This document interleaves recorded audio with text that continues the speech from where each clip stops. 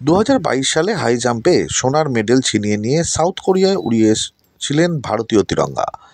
এরপর মারণ রোগ ব্লাড ক্যান্সারে আক্রান্ত হয় সোমনাথ মালো। 2016 সালে চাকরি পান তিনি। ছিলেন স্কুলের কর্ণিক পদের দায়িত্বে। চাকরি বাতিল হওয়ায় হতাশায় ভুগছেন তিনি। সুপ্রিম কোর্টের নির্দেশে বাতিল হয় প্রায় 26,000 চাকরি। রেয়াত পেলেন না সোমনাথবাবুও। কিভাবে সংসার চলবে? মারণ রোগের চিকিৎসা করবেন কিভাবে?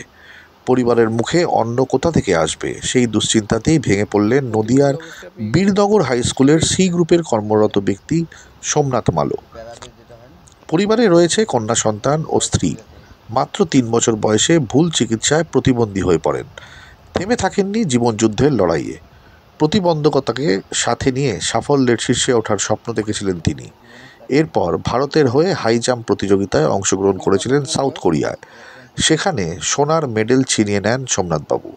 জাতীয় সঙ্গীত গেয়ে উড়িয়েছিলেন ভারতীয় তিরঙ্গা। কিন্তু ভালোই চলছিল সংসার। দুচোখে দেখছিল হাজার স্বপ্ন।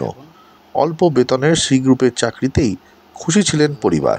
কিন্তু হঠাৎ দুর্নীতির সুনামিতে রাজ্যের 26,000 শিক্ষক শিক্ষিকাদের চাকরির বাতিল মধ্যে এলো তার নামও। এমতো পরিস্থিতিতে মারণ রোগ ব্লাড ক্যান্সারে আক্রান্ত সোমনাথ মালো কি করবেন বুঝে উঠতে পারছেন না।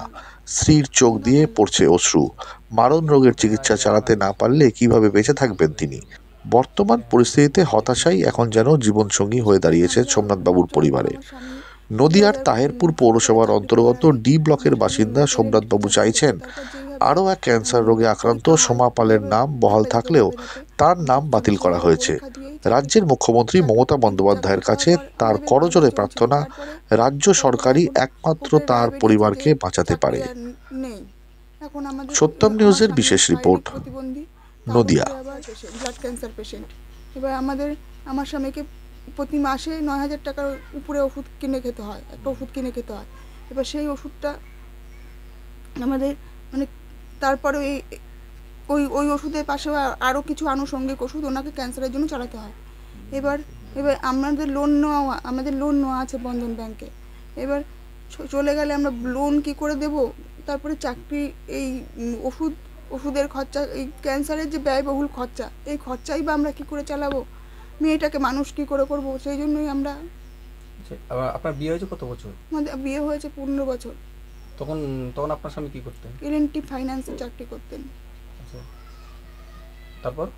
তারপরে ওইখান থেকে এসএসসি পরীক্ষা, 2016 সালে এসএসসি পরীক্ষা, ওই পরীক্ষার মাধ্যমে ওই ধাপে ধাপে ধাপে ধাপে যেভাবে রিটেন হয়, ভাইবা হয়, তারপর টাইপিং টেস্ট হয়, যেভাবে মেডিকেল হয়, সেইভাবে সব কিছু করে আমার স্বামী চাকরি পায়।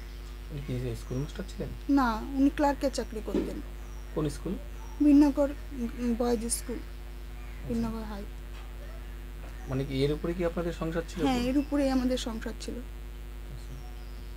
এবার অন্যান্যদের ক্ষেত্রে যেভাবে যে চাকরি চলে গেলেও তারা অন্য যারা আছেন তারা কোনো রকমভাবে সংসার চালাতে পারবেন, কিন্তু আমার স্বামী প্রতিবন্ধী, তার উপরে ক্যান্সার পেশেন্ট, কীভাবে আমাদের সংসারটা চলবে সেই চিন্তাই।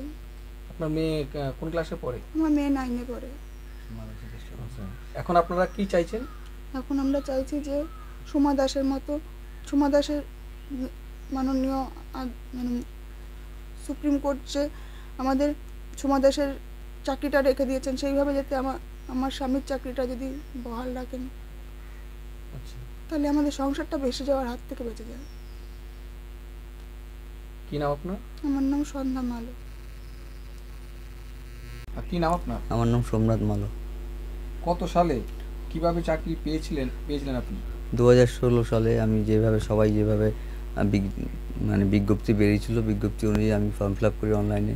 সে এক্সাম পরীক্ষায় বসেছিলাম এবং পরপর ধাপে ধাপে আমরা গেছি। টাইপিং টেস্ট হয়েছে, ইন্টারভিউ হয়েছে, পুলিশ ভেরিফিকেশন হয়েছে, তারপরে স্কুল চুজ হয়েছে। সমস্ত কিছু পাওয়ার পরে তারপরে আমার বিভিন্ন হাই স্কুলে আমি জয়েন করি। কিন্তু তারপরে শেষ পর্যন্ত দেখা গেল যে আমাদের এই চাকরিটা কেস হয়ে গেল।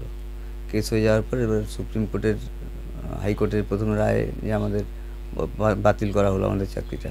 বাতিল করার পরে তারপরে আবার সুপ্রিম কোর্টে আবার আমাদের উকিল যে উনি লড়লেন এবং আজকে সেই রায় বেরোলো, পুরো প্যানেলটাই ক্যান্সেল করে দেওয়া হয়েছে। আমি একজন ব্লাড ক্যান্সার পেশেন্ট। আমি 2002 সালে ভারতবর্ষের হয়ে হাই জাম্পে সোনার মেডেল পেয়েছিলাম এবং তেরঙ্গা ঝান্ডা তুলেছিলাম বিদেশের মাটিতে। দেশের জন্য লড়াই করে আমি সোনার মেডেল এনেছি। তার পরিণামে আজকে আমাকে চোরের দায়ে চাকরিটা ছেড়ে দিতে হলো। তাই মহামান্য, এবং শুধু তাই না, আমাদের যে আরেকজন যে ক্যান্সার পেশেন্ট সোমা দাস, ওর ক্ষেত্রে এক নিয়ম, আমার ক্ষেত্রে আর এক নিয়ম। আমি একজন ক্যান্সার পেশেন্ট, আমার চাকরিটা চলে গেল এবং সোমা দাসের চাকরিটা বহাল রয়ে গেল। তাই মহামান্য সুপ্রিম কোর্টের কাছে আমার একটাই আবেদন যে আমার চাকরিটা যেন পুনরায় ফিরিয়ে দেওয়া হয়। তাহলে আমি আমার পরিবারটা নিয়ে আমি বাঁচতে পারবো। এবং আমার প্রত্যেক মাসে ক্যান্সারের জন্য আমার 9,000 টাকা মেডিসিন লাগে, ওষুধ পয়সা দিয়ে কিনতে হয়।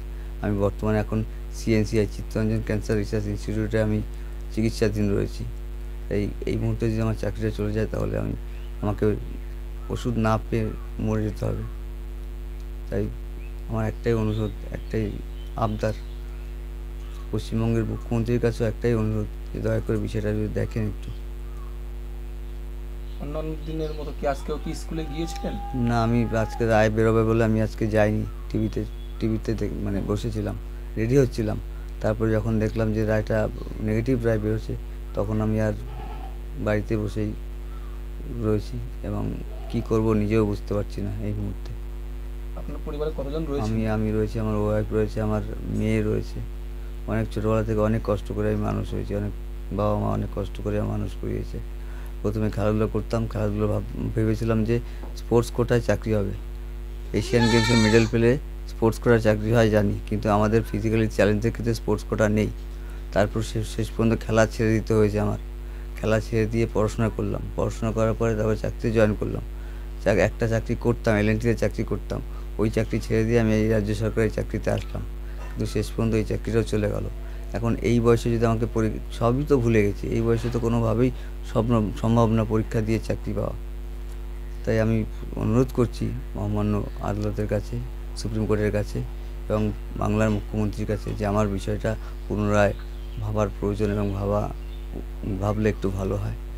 এবং এখন কি আপনি শরীরচর্চা বা না, এখন এই মুহূর্তে আমার যে শরীরের যে পরিস্থিতি, এই মুহূর্তে আমার শরীরচর্চা করা সম্ভব না। আমার এখন ব্লাড ক্যান্সারের ভাইরাসটা বেড়ে গেছে প্রচুর পরিমাণে ব্লাড ক্যান্সার ভাইরাস বেড়ে গেছে, WBC বেড়ে গেছে, প্লেটলেট কখনো কমে যায়, তারপরে শ্বাসকষ্ট হয়, শরীরের প্রচুর সমস্যা এখন আমার।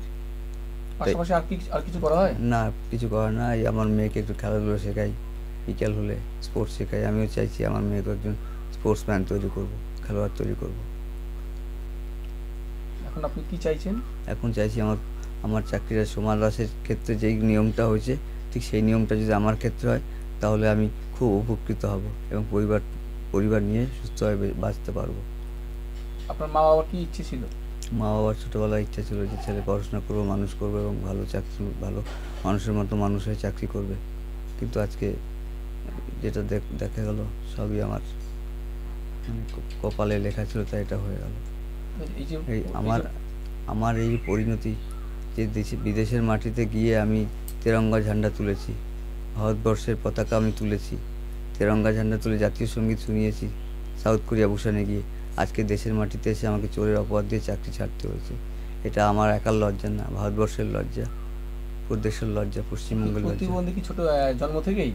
না, ছোটোবেলায় 3 বছর বয়সে আমার পাটা খারাপ হয়ে যায় ভুল ট্রিটমেন্টে। এখন কি ভাবছেন? এখন আর কি ভাবছি, এখন কিভাবে চলবে আপনার সংসার? কিভাবে চলবে আমার সংসার। ভয় নয়, আপোষ নয়, শুধু সত্য খবর পরিবেশনার প্রত্যয়। সত্যম নিউজ।